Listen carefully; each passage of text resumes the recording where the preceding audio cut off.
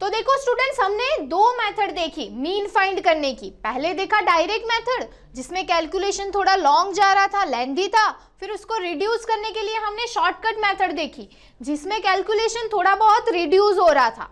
अब एक और मेथड भी बताई थी मैंने, कौन सी थी वो?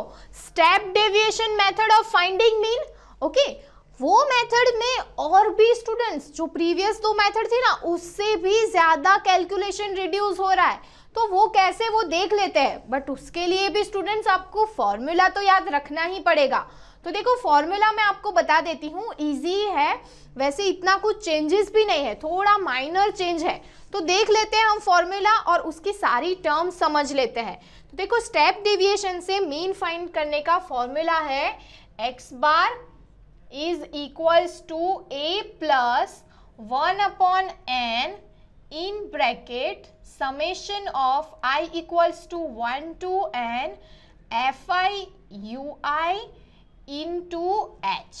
यही उसका फॉर्मूला है स्टूडेंट्स। अब इसमें सारी टर्म्स हम देख लेते हैं। काफी सारी टर्म्स हमें पता भी है, पर जो टर्म नहीं पता है वो पहले देख लेते हैं, फिर उसको फाइंड करना तो इजी ही रहेगा। ओके, तो ये फॉर्मूला में स्टूडेंट सबसे पहले है a। अब a के बारे में पता है, a यानी अज्यूम्ड मीन। ओके, फिर उसको कैसे निकालना है, कैसे फाइंड करना है, वो भी अब तो देख ही लिया है। ओके, फिर है n। स्टूडेंट्स n पता है, n यानी समेशन ऑफ fi, यानी जो भी ऑब्जर्वेशंस दिए हुए हैं वो सारे ऑब्जर्वेशंस का टोटल, तो वो भी समझ में आ गया। फिर है समेशन ऑफ fi ui। और स्टूडेंट्स ये ui क्या है? तो देखो मैं आपको ui बता देती हूँ। ui equals to di by h। क्या बोला मैंने? ui equals to di by h। अब ये di क्या है? डेविएशन, ये पता ही है। ये कैसे मिलेगा? di की जगह पे हम क्या लिख सकते हैं? xi माइनस a, और h तो है ही, यानी di upon h is equals to xi minus a upon h, ये लिख सकते हैं। बट स्टूडेंट्स यहाँ पे h क्या है वो नहीं पता। अब देखो यहाँ पे भी h है, वो भी नहीं पता। h यानी common factor. Students common factor, हम जब di फाइंड करेंगे तो di में हमें कुछ कॉमन फैक्टर मिलेगा। ओके, वो ही कॉमन फैक्टर सारे di से डिविजिबल होगा। देखो अब मैं जो बोल रही हूँ वो शायद आपको समझ में ना आए, बट हम एक एग्जाम्पल करेंगे तो इजीली समझ में आ जाएगा। बट देखो फॉर्मूला याद रखना, a यानी अज्यूम मीन, n यानी टोटल नंबर ऑफ ऑब्जर्वेशन यानी समेशन ऑफ fi, फिर है fi ui यानी di by h is equals to xi minus a by h। Okay, फिर है h यानी कॉमन फैक्टर।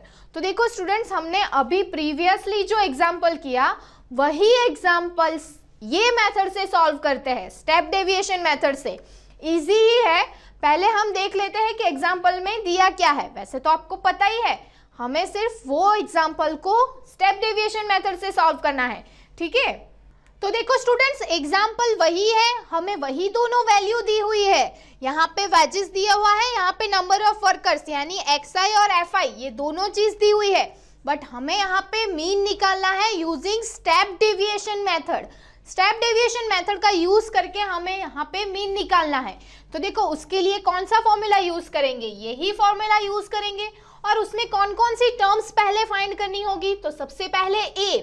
अब देखो अज्यूम मीन कैसे करना है ये तो आपको पता ही है। कैसे फाइंड करेंगे? मिडल टर्म xi की, तो वो तो यही हो जाएगी। तो यहाँ पे हम लिख सकते हैं a इक्वल्स टू 900, तो a मिल गया।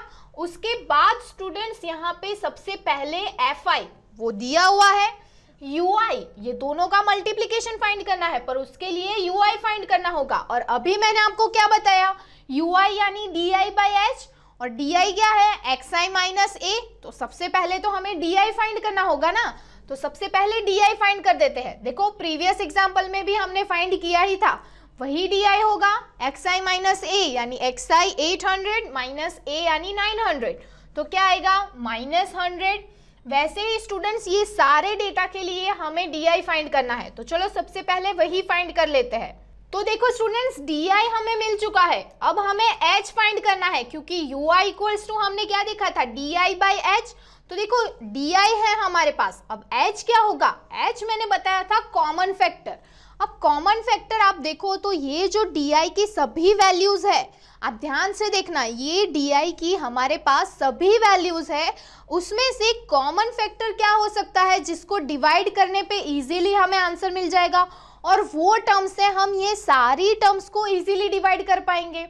तो देखो यहाँ पे अगर 20 को हम h अज्यूम करें, किसको? 20 को। स्टूडेंट्स ये 20 को अगर हम h अज्यूम करें तो ये कॉमन फैक्टर है, 100 में भी, 80 में भी, 40 में भी, राइट? यही कॉमन फैक्टर है ना।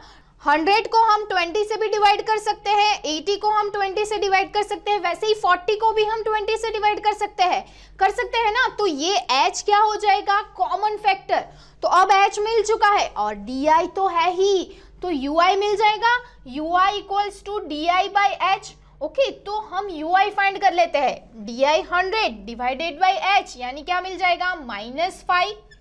ओके, फिर देखो यहाँ पे -80 और 20 यानी -4, फिर यहाँ पे आएगा -2, 0, यहाँ पे देखो स्टूडेंट्स 20 है तो 20 डिवाइडेड बाई 20 यानी 1, यहाँ पे आएगा 4 और यहाँ पे आएगा 5।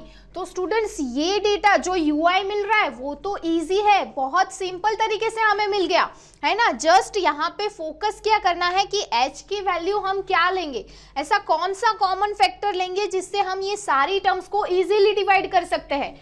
तो अब हमारे पास UI भी है, अब क्या करना है स्टूडेंट्स?